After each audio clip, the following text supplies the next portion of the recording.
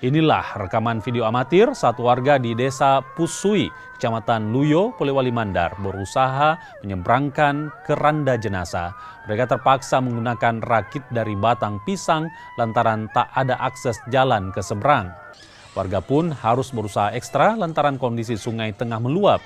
Jenazah nyaris terbawa arus. Beruntung warga masih bisa menyelamatkan jenazah tersebut.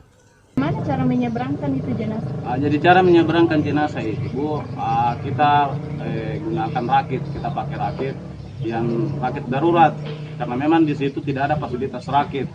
Jadi kita buatkan rakit darurat seperti yang kita lihat di video, yang video viral itu. Kita buatkan, kita pakai bang, ada 2 bang kita pakai, kemudian kita pakaikan meja, itu meja kompor itu kita gunakan itu karena keadaan darurat itu. Jadi tidak sempat lagi membuat rakit yang besar untuk menyeberang, jadi kita buatkan apa adanya.